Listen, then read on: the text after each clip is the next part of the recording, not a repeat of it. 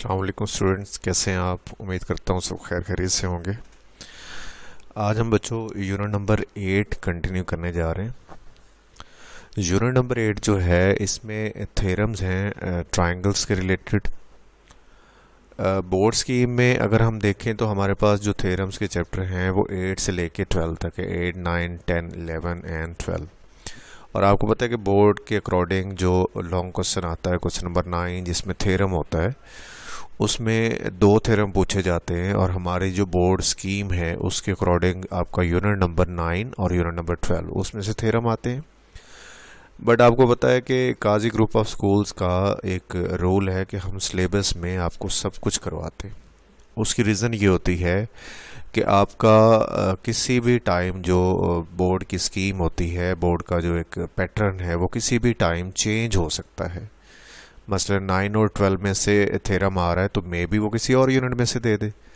तो हमें पहले से ही क्या होना चाहिए, प्रिपेयर्ड होना चाहिए। हमें सब कुछ करना चाहिए, कुछ स्किप नहीं करना चाहिए, ताकि अगर कोई उनका प्लानर चेंज होता है तो हमें उस चेंज की वजह से कोई मसला ना हो। इसलिए हम क्या करते हैं कि जो बाकी चैप्टर के थ्योरम्स हैं वो भी आपको करवाए जाते हैं और आपको करने पड़ते हैं। ठीक है, तो आप यूनिट नंबर 8 के थ्योरम्स भी अच्छी तरह से करेंगे और इनको भी कंसिडर करेंगे कि इनमें से भी बोर्ड में कोई क्वेश्चन या थ्योरम आ सकता है। ठीक है, शॉर्ट क्वेश्चन तो आने ही आने हैं, बट लॉन्ग क्वेश्चंस के लिए थ्योरम को भी कंसिडर किया जा सकता है। इसकी एक्सरसाइजेज में से भी क्वेश्चन आते हैं, लिहाजा आप इस चैप्टर को अनइम्पोर्टेंट नहीं कहेंगे, यह चैप्टर भी इम्पोर्टेंट है। हाँ, अलबत्ता अगर इसमें से लॉन्ग क्वेश्चन नहीं आएगा तो फिर इस चैप्टर में से जस्ट एक शॉर्ट क्वेश्चन आता है और एक एमसीक्यूज आता है, यानी कि टोटल 3 मार्क्स का पेपर आएगा। इंट्रोडक्शन या इसकी जो की पॉइंट्स हैं, जो टॉपिक्स हैं, जो हमने आर्टिकल्स डिस्कस करने हैं, वो 3-4 थ्योरम्स हैं जो कि रिलेटेड हैं ट्रायंगल्स के। ठीक है, एक ये हमारा इसमें मेन काम होगा। मेन समरी बता देता हूँ मैं आपको इस चैप्टर की कि हमने इसमें क्या क्या करना है, और इन्हीं 3 थ्योरम्स के रिलेटेड कुछ एक्सरसाइजेज होंगी और एंड पे हम इसकी रिव्यू एक्सरसाइज करेंगे जिसमें हम इसी चैप्टर के रिलेटेड कुछ एमसीक्यूज और कुछ शॉर्ट क्वेश्चंस वो अटेम्प्ट करेंगे। ठीक है, ये इसका इंट्रोडक्शन है। और इंट्रोडक्शन से पहले आज का जो लेक्चर है उसमें जस्ट हम क्या करेंगे, इसके अंदर जो टर्म्स यूज़ होनी है, जो इस चैप्टर के अंदर आपने डेफिनेशंस पढ़नी है या जिन डेफिनेशंस के बेस पे आपने थ्योरम्स करने, वो मैं आज आपको करवा रहा हूँ। आज आप वो कीजिएगा, कल हम इंशाल्लाह इसके थ्योरम स्टार्ट करेंगे और फिर नेक्स्ट जो होगा उससे रिलेटेड एक्सरसाइजेस करते जाएंगे। ठीक है, पहली डेफिनेशन है इसकी, projection of a point. Projection of a point, point की प्रोजेक्शन या पॉइंट का साया। ठीक है, साया बोलते हैं प्रोजेक्शन को। The projection of a given point on a line segment is the foot of perpendicular drawn from the point on line segment. If CD is perpendicular to AB, then evidently D is the foot of the perpendicular CD from the point C on the line AB. अच्छा, इसमें मैं आपको in short simple करके बता देता हूँ कि आपके पास एक पॉइंट है जो कि लाइन के ऊपर ही है। जो कहाँ पे है? लाइन के बिल्कुल ऊपर मौजूद है। तो आपने क्या करना है, उसकी प्रोजेक्शन फाइंड करनी है। ये देखिए पॉइंट यहाँ पे ही मौजूद है लाइन के ऊपर, डी पॉइंट आप कंसीडर कर लें। तो अगर हम एक और ऊपर पॉइंट कंसीडर करते हैं तो उस सी पॉइंट से यहाँ पे परपेंडिकुलर ड्रा करते हैं सी डी, जिसका नाम होगा जो ए बी के ऊपर परपेंडिकुलर होगा। तो जो डी पॉइंट होगा, डी पॉइंट का जो मतलब सी डी का जो फुट है वो डी है। ठीक है, और ए बी लाइन जो है, इसके फुट और ए बी लाइन के दरमियान जो डिस्टेंस बन रहा है तो वो तो कुछ भी नहीं बन रहा, दैट मीन्स कि वो ज़ीरो है।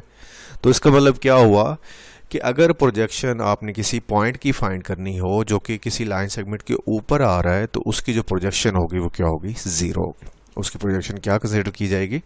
Zero. The projection of a point on a line segment is considered as zero. ये है पॉइंट प्रोजेक्शन या प्रोजेक्शन ऑफ अ पॉइंट की डेफिनेशन। मोस्ट इम्पॉर्टेंट है और ये काफ़ी दफ़ा बोर्ड में आ भी चुकी है। नेक्स्ट हम बात करेंगे projection of a line segment. बच्चों, ये 3 तरह से डेफिनेशन है प्रोजेक्शन की। एक में आता है प्रोजेक्शन ऑफ अ पॉइंट, एक में आता है projection of a line segment, और एक में आएगा projection of a vertical line segment. ये जो projection of a line segment होगा ये थोड़ा इंक्लाइंड होगा, मतलब ये वर्टिकल नहीं होगा, बिल्कुल हॉरिजेंटल भी नहीं होगा, थोड़ा सा इंक्लाइंड होगा। हॉरिजेंटल भी हो सकता है, बट यहाँ पे जो हमने कंसिडर करना है, जो किया हुआ है बुक के अंदर, वो कौन सा है, इंक्लाइंड है। तो projection of a line segment, हम ए बी का लाइन सेगमेंट फाइंड करना चाह रहे हैं। ठीक है, आपने ए बी के जो दोनों पॉइंट्स है ना, ए और इधर से बी, आपने उनसे परपेंडिकुलर ड्रा कर लेने नीचे। ये देखें, बी से परपेंडिकुलर नीचे गया, बी के जिसका नाम है, ए से परपेंडिकुलर गया जिसका नाम ए एन है। अच्छा, ये हम किसके ऊपर प्रोजेक्शन फाइंड कर रहे हैं, इसका प्रोजेक्शन ऑफ लाइन सेगमेंट का किस पे फाइंड कर रहे हैं, एल के ऊपर। तो एल के ऊपर आपने क्या करना है, परपेंडिकुलर ड्रा कर लेने। इधर से ये परपेंडिकुलर बी के, इधर से परपेंडिकुलर ए एन। तो इन दोनों परपेंडिकुलर के जो फुट होंगे, इसका फुट कौन है, के, और इसका फुट कौन है, एन। तो के से लेके एन तक जितनी लाइन सेगमेंट की लेंथ बनेगी, that will be the projection of the line segment A B. A B से आपने पहले क्या करना है, परपेंडिकुलर ड्रा करने हैं दोनों तरफ से, ए से भी और बी से भी, किसके ऊपर, एल के ऊपर। और फिर आपने जो उन परपेंडिकुलर के जो फुट होंगे उनके दरमियान आपने डिस्टेंस फाइंड कर लेना है, जो कि आपके पास बन रहा है के एन। आपके पास क्या बन रहा है, K N distance. That K N distance या N K distance is the projection of the line segment A B. यहाँ पे देखिए लिखा हुआ है, the projection of line segment A B on a line L is the portion N K. यानी कि portion N के होगा जो कि इंटरसेप्ट हो रहा है, N K of the letter intercepted. Letter means ये जो एल की बाद में बात हुई तो इसके बारे में कह रहा है कि जो एल के ऊपर एन के पोर्शन इंटरसेप्ट होगा, जो बनेगा एन के पोर्शन, वो जो पोर्शन होगा जो आ रहा है किसके दरमियान, ए और बी के जो फुट हैं उनके दरमियान में, और उनके जो परपेंडिकुलर के फुट है उनके दरमियान में आ रहा है। इसलिए उस एन के को हम बोलेंगे प्रोजेक्शन। किस चीज़ का प्रोजेक्शन, ए बी का प्रोजेक्शन। और ए बी का प्रोजेक्शन किसके ऊपर बना हुआ है, एल के ऊपर बना हुआ है। That is the projection of a line segment. अब हम बात करेंगे projection of a vertical line segment C D. Vertical line हमारे पास सी डी है, इसका प्रोजेक्शन हम ए बी के ऊपर फाइंड करना चाह रहे हैं।